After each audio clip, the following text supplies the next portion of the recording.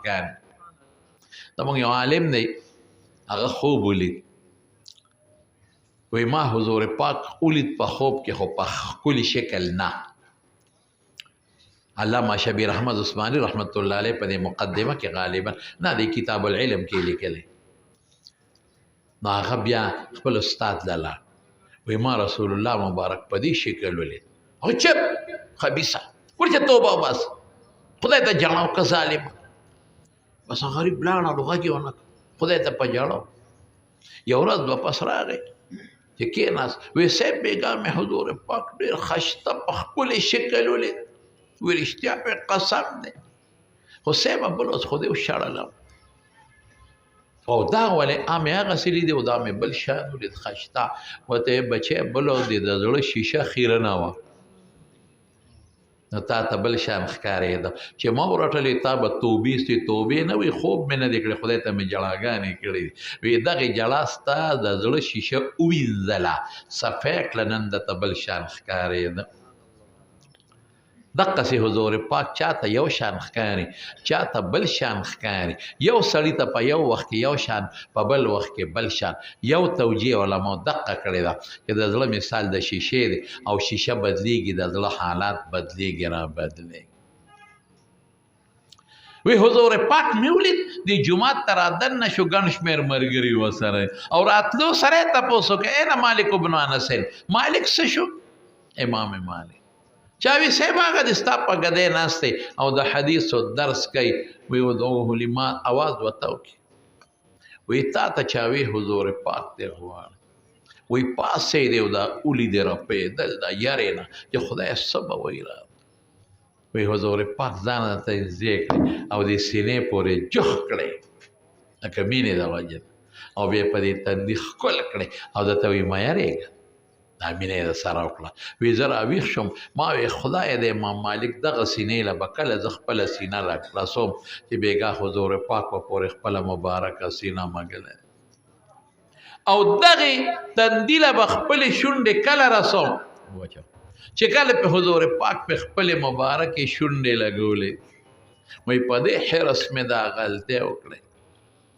وروڼه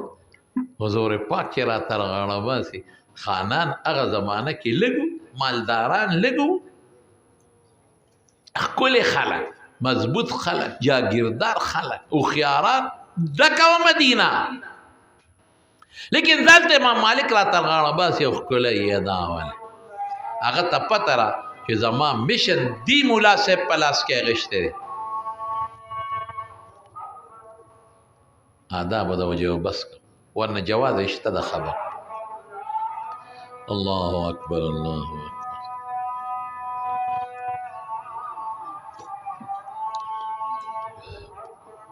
الله اکبر الله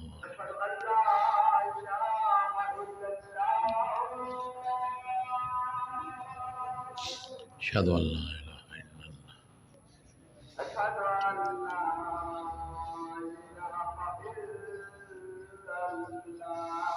اشهد ان لا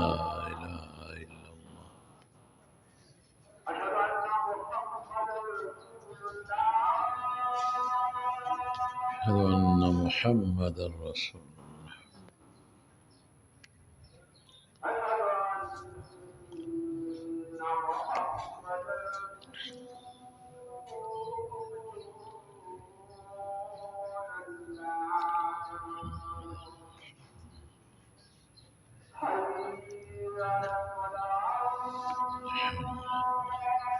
إلا بالله العلي العظيم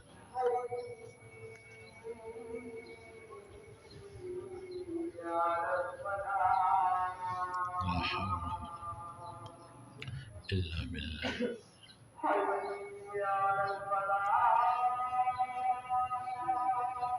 لا حول ولا قوة إلا بالله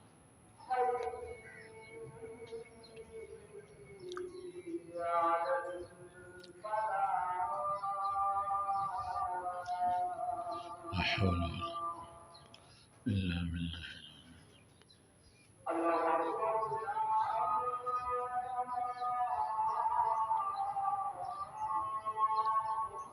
الله أكبر الله أكبر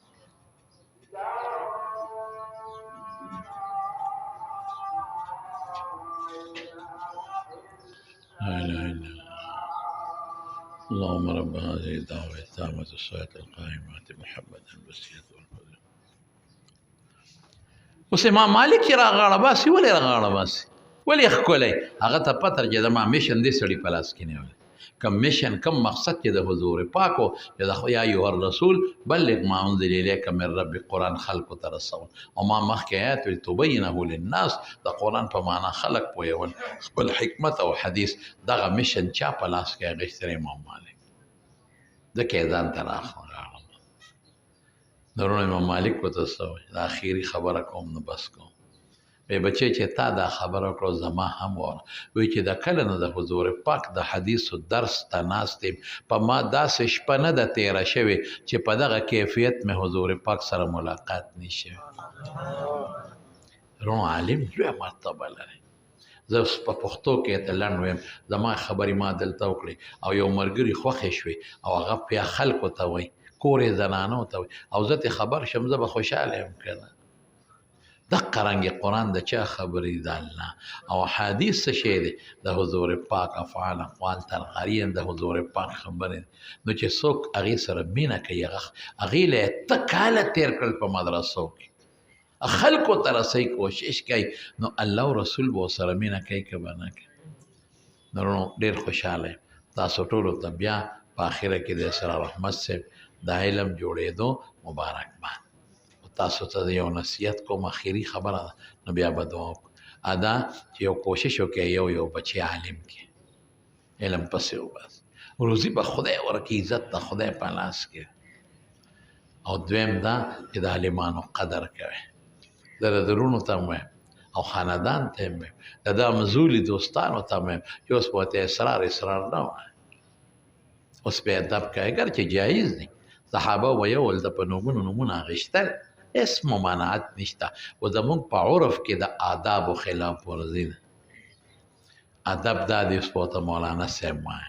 مولوي صاحب به ورته وایي بس دا به وایي ښه قدر به یې کوئ دا د قدر الفاظ دي د هر عالم قدر کوئ زما پړه کې د هر عالم قدر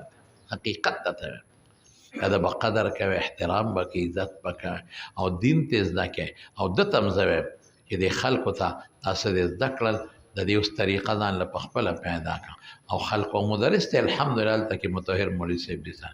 او نور هم کوشش وکړه چې خلکو ته دین ورسوي په تقریر ورسوه په تحریر ورسوه په الفاظو په گفتار باندې ورسوه د ښو اخلاقو سره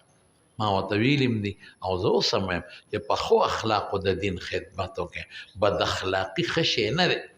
بهترین و اخلاق سره ادعو الى سبیل ربک بالحکمت والموعظة الحسنه نو دا څو خبرې مې عرض کړلې او ډېره ښه ده د سربندي به ورته وکړو